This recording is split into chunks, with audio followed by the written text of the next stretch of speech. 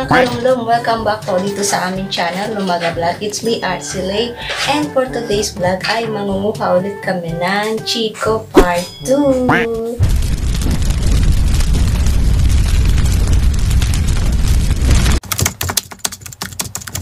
Okay, so, ayun, nasa taas na ng puno si Arpat. Bali, nangunguha na siya ng Chico. Ayan, mangunguha ulit kami ng Chico.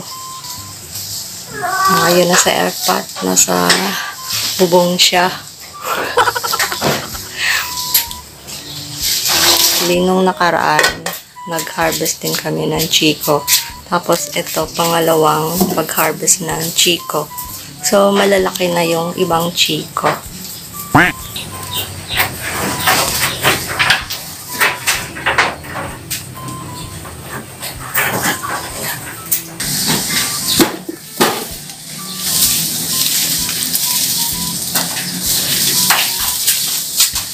Maraming Chico doon sa pinakadulo.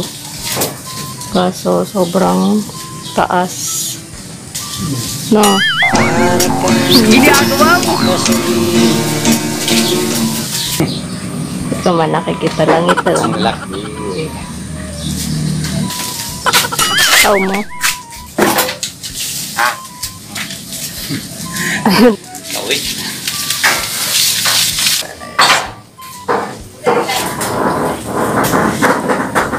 Hilain mo. Ilan na po yung balde na meron ng laman na Chico.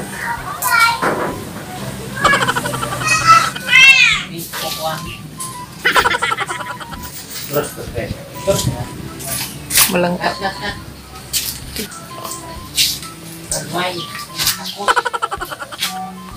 Dapat di ka na nagchinilas.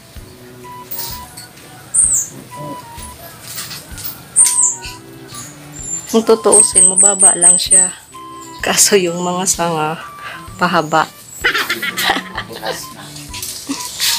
Ingat lang.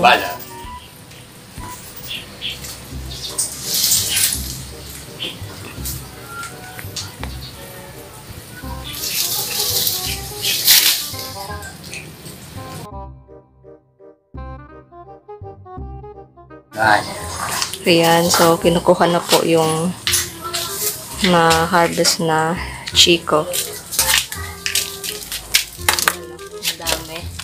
Second batch. Harvest Chico.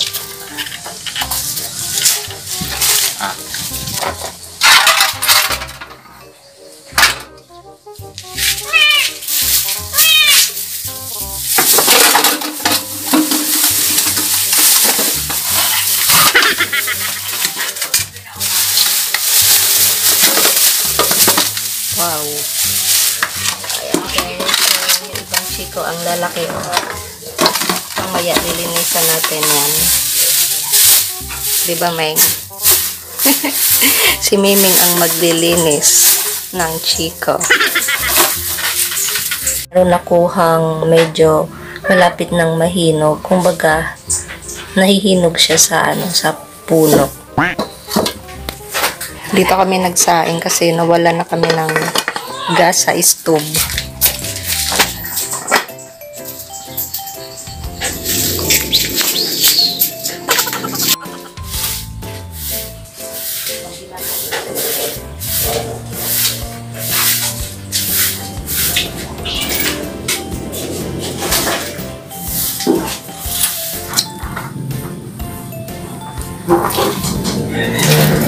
Yan guys, so marami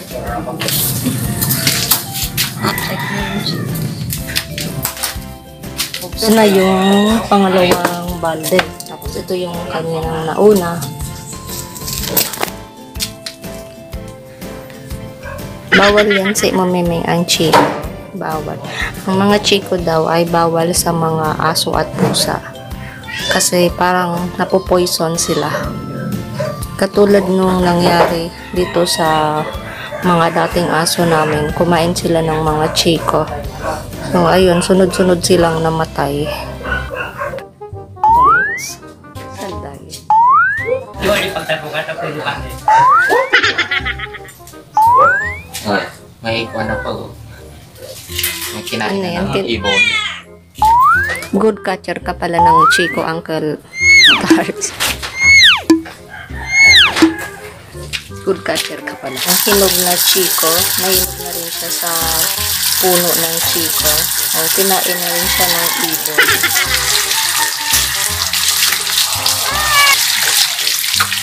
Kinain po na airpat yung hinog na Chico na kinagatan ng ibon. Kapag hinog talaga sa puno ng Chico, ay matamis. Matamis.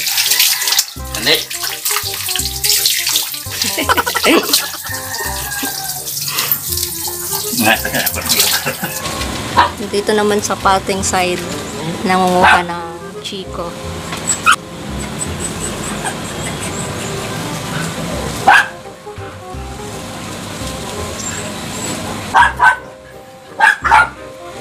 Kubal.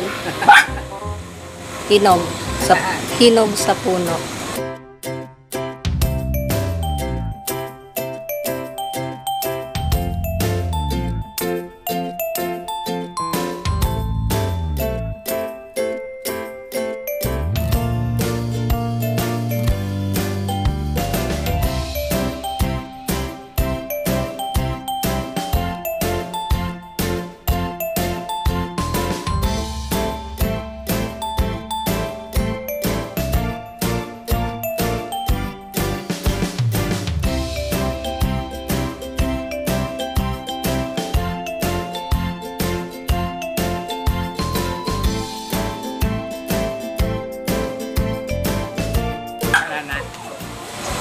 Paano yan? Hinog na yan. Ayan. So, meron ulit nakuhang hinog na Chico. Tapos na po manguha ng Chico.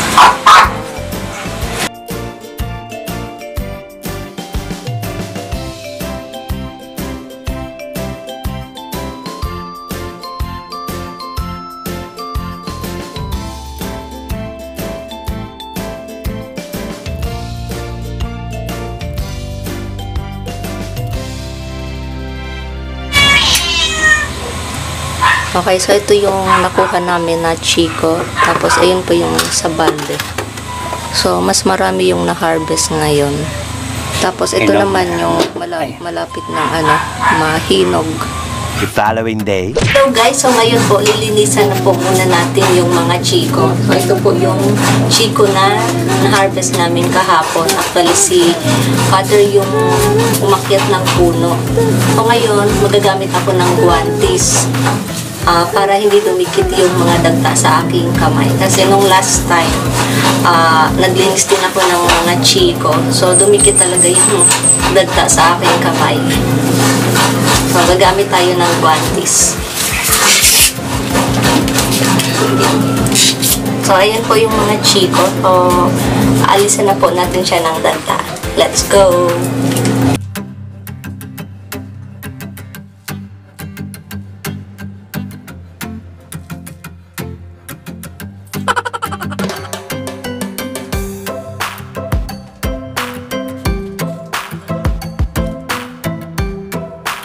Okay, so yan po lahat yung nakuha namin kahapon. Okay, so ito na po yung mga Chico. Huhugasan na po namin. Alisan na po namin ng dagta. So, katulong ko po si Prince Store. Galis ng mga dagta. Ikot.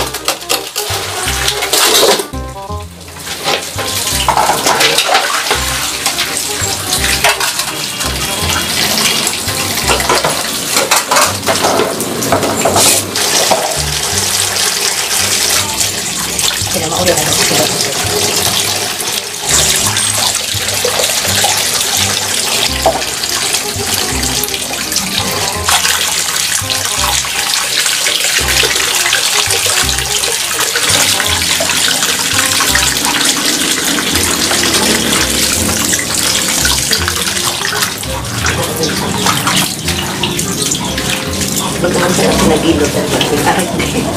And guys, so ganito yung paglinis ng Chico. Para ka lang naglilinis ng mga libag sa katawan.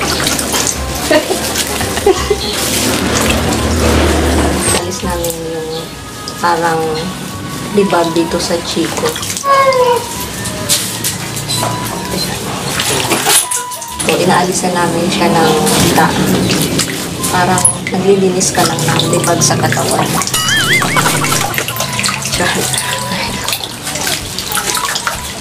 Pwede rin naman siya gamitan ng brush. Ito, inaalis ko namin.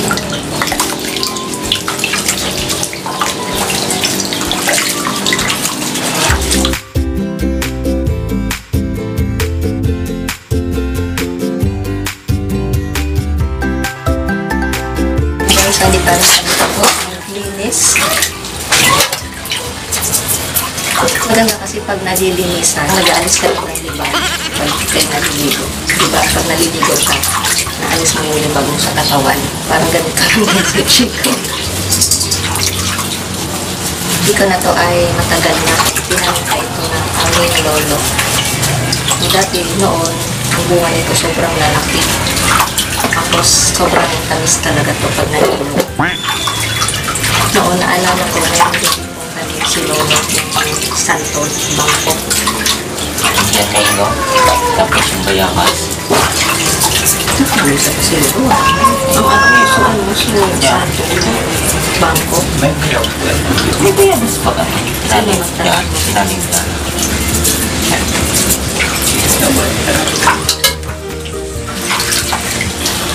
May Chico pangalan. Actually, itong Chico na to, yung punong Chico na ito, ay muntik na siya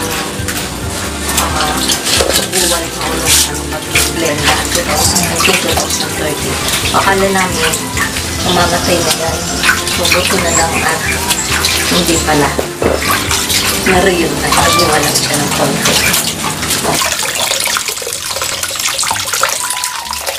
So, ayan guys, pinagamitan po namin siya ng sipilyo brush para kuminis siya ng konti. Maalis yung parang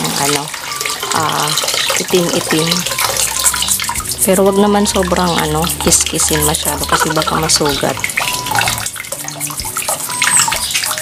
Ngayon after namin malinisan, mamaya naman yung dito naman yung naalisan siya ng konti para yung ibang dagta ay matanggal. So lininisan lang muna namin. I think ito yata yung pinakamalaki compare dito. Ito yung pinakamaliit. Tapos meron din medium. Ayan. Ito. Ay, mas malaki. Para siyang potato. Oh, okay, so yun guys, nalinisan na po namin. So nawala na po yung mga libag ng Chico. So ang next naman po namin gagawin ay aalisin po namin itong dito sa dulo, yung para mawala yung dagta. Kumbaga parang mabilis siya mahinog. Gagamitan po natin siya ng ganito. Ito yung ipang natin dyan. Ayan, so parang ganito. Ganito. Ganyan ba pag alis? Ayan, ganito guys. Ganyan. Right on. Ginagawa mo!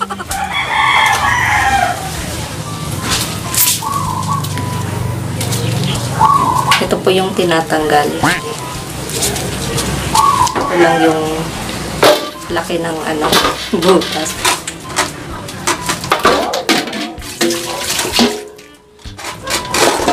So mga galit yan.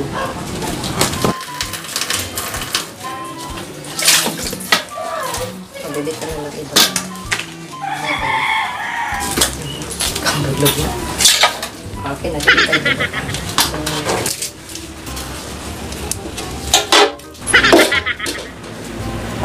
Sobrang tamis na pagmamahal. Parang gano'n. Oh guys, pag nahinog to, sobrang tamis. Katulad ng pagmamahal ni Prince to sa kanyang iniirog. Sobrang tamis, parang Chico. Oh, come on! Nahinog sa charot lang. Puti pa.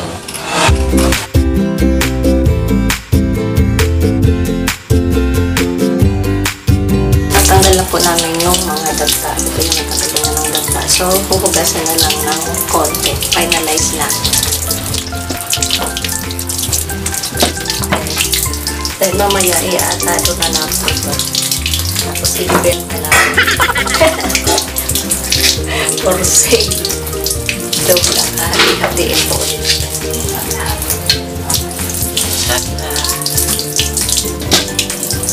Makain ko din ang chiko. Of course. Siyempre. My favorite. Bukas. Chico. Matalik. Ito. My favorite. Ginagawa mo! Protect. Chico. Okay, so ayan guys, finalize na po yung paglinis ng chiko. Kasi Ito na yung mga naalisan na namin ng dagta.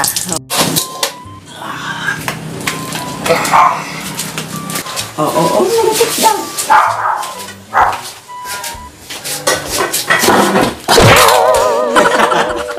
Binuragan ka.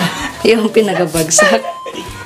Bigat na. Okay, so ito po yung lahat na aming na-harvest na chiko. So, ngayon, papatuyuin lang muna natin siya or pupunasan ng basahan. Mamaya, hahati-hatiin po siya dito sa compound.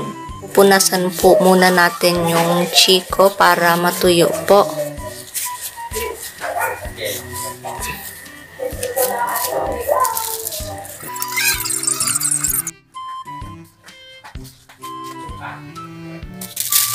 Separate na po ni mother yung mga chiko para totally matuyo.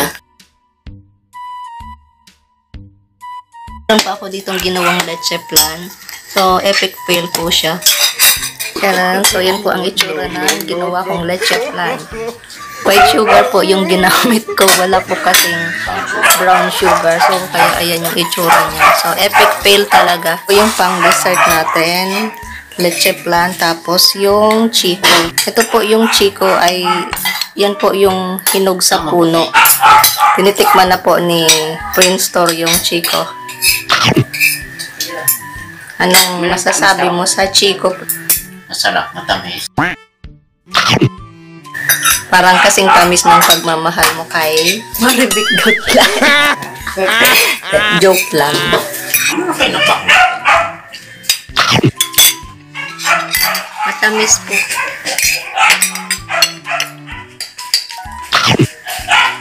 Titikman ko rin po yung ginawa ko pong leche flan na epic fail.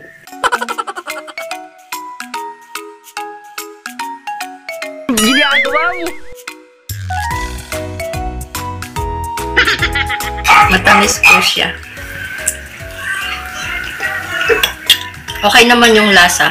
Lasang leche flan. 1 hour later. Okay, so ito na po yung ating mga chiko. So, bali nakaatado na po siya. Meron na pong nag-order. Bali, ang nag-order po nito ay yung dito lang po nakatira sa compound.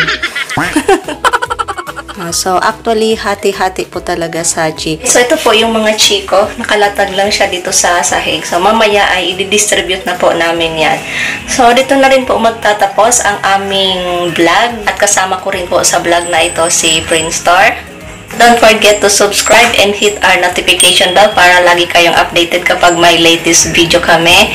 And give us a thumbs up kung nagustuhan nyo po ang aming vlog. So, it's me, Artsy Lay. And shout out nga pala sa aking partner in vlog, yung Matrix. At shout out na rin sa aming mga silent viewers. But thank you for watching. Magkita-kits po tayo sa next video. Bye!